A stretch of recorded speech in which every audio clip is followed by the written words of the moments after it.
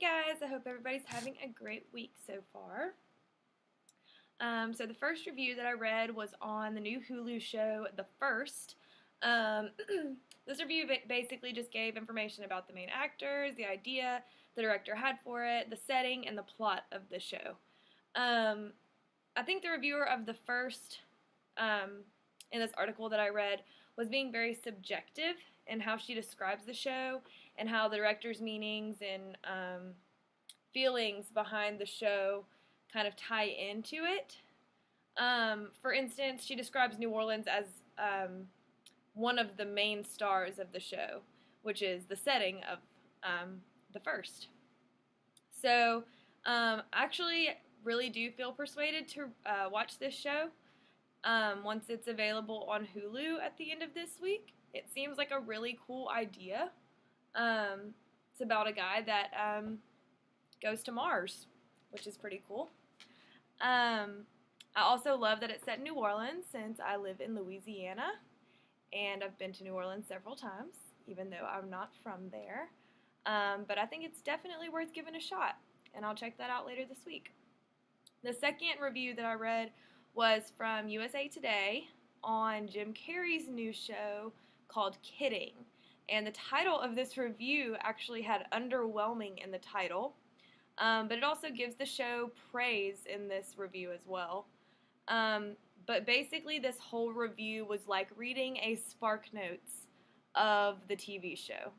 Like, spoiler should have been in the title actually. There's a few critiques and praises about the jokes and actors that are thrown into this review every once in a while, but it's basically just telling you the entire plot of the show. The reviewer was definitely being subjective. The whole article was based on this one author's opinion of this show. And despite the fact that this review left such a bad taste in my mouth, I actually felt myself wanting to watch the show just so I could defend Jim Carrey because I love him so much.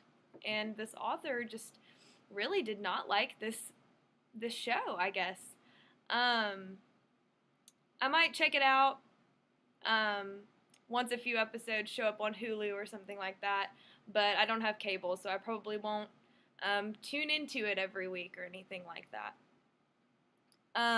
When I am watching TV, like I mentioned, I don't have cable, so I basically watch TV just through streaming services like Hulu and Netflix. But when I still lived with my parents, I definitely preferred to just pick something out of what was recorded on the DVR rather than flip through all the channels.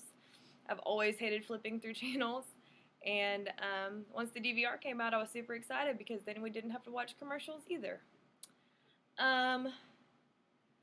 I'm not super picky about where I watch my TV.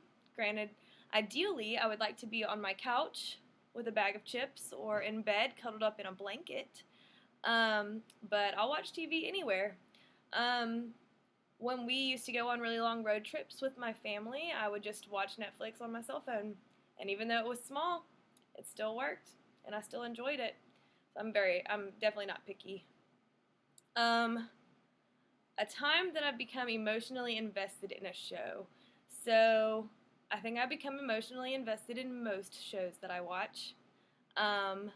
Nothing can make me cry harder than a TV show with a really great storyline. For example, this past winter I binge watched Futurama, and when I watched the last episode, I was crying so hard that my boyfriend was actually legitimately concerned about my well-being.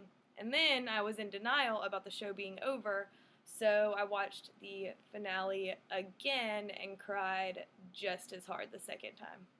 So I definitely become emotionally invested in shows.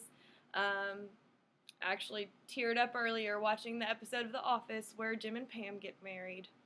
So, but love watching TV, love getting emotionally invested in shows, but I hope everybody has a great rest of the week, and I'll see y'all next week.